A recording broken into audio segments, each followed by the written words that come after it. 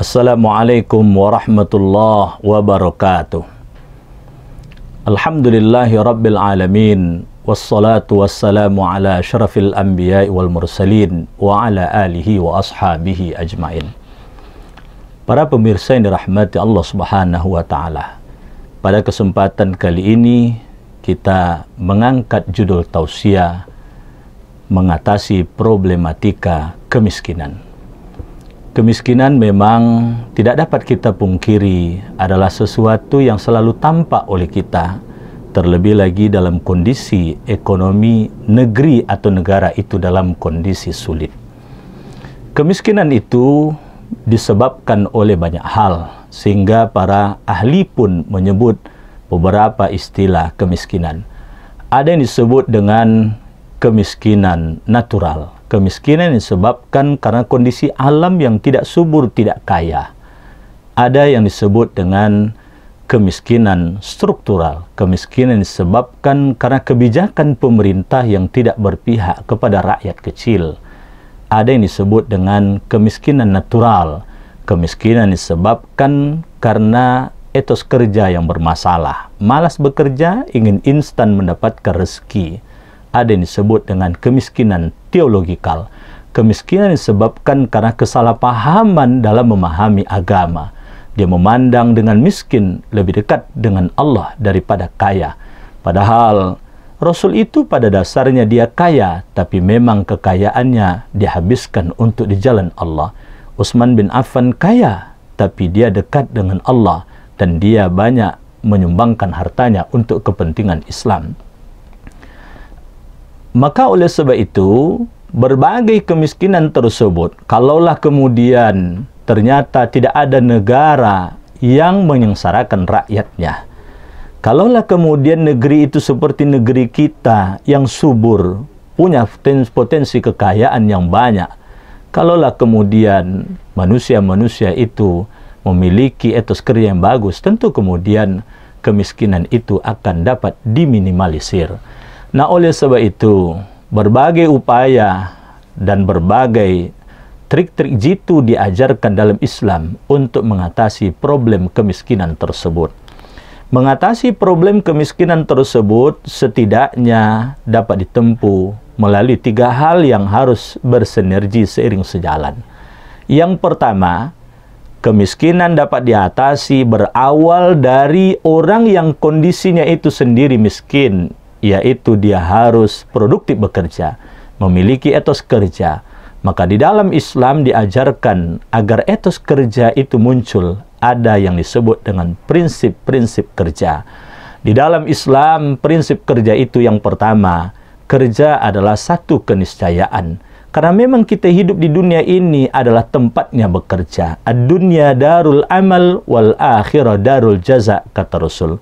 Dunia tempatnya bekerja, akhirat adalah tempat menuai dari hasil pekerjaan kita. Yang kedua, prinsip kerja tersebut adalah kerja adalah ibadah. Maka tugas kita sepanjang kita bekerja dan bekerja karena ikhlas karena Allah Subhanahu wa taala tanpa melalaikan kewajiban-kewajiban yang lain, para ulama sepakat mengatakan kerja yang halal tersebut akan bernilai ibadah.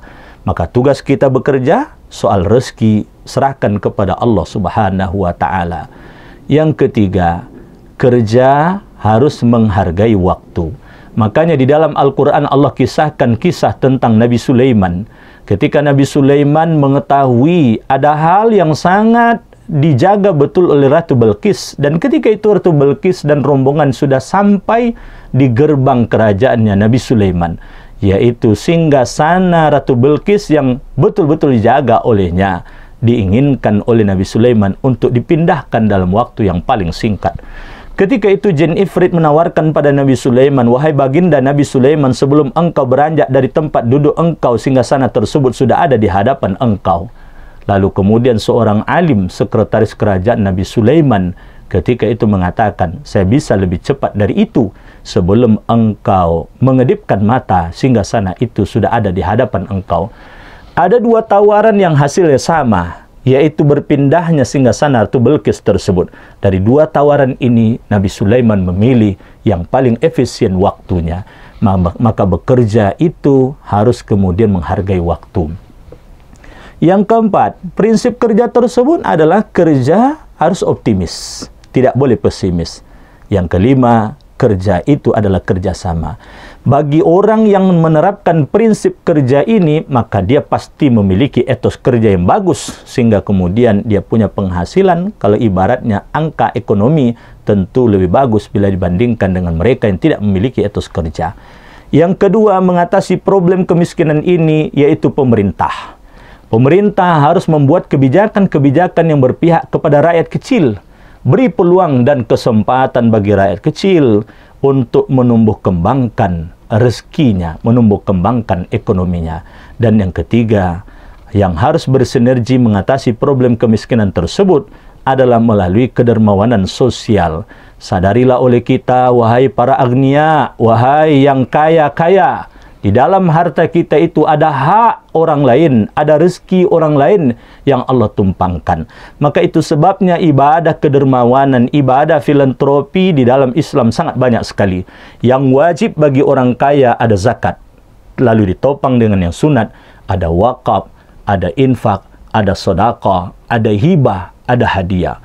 Bagi orang yang tidak kaya, memang baginya tidak ada zakat. Tetapi tetap kemudian ada infak dan sedekah. Ketika kita senantiasa berbagi, maka riba akan mati, maka ekonomi akan tumbuh subur.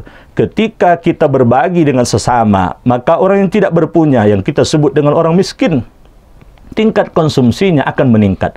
Ketika tingkat konsumsi meningkat, maka menggeliatlah ekonomi, disebabkan tentu produksi pun akan meningkat.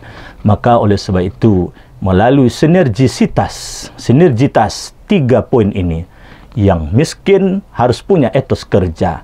Pemerintah buat kebijakan yang berpihak kepada rakyat kecil.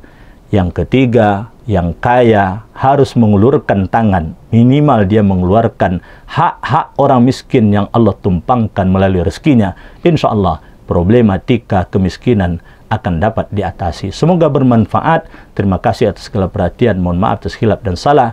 Assalamualaikum warahmatullahi wabarakatuh.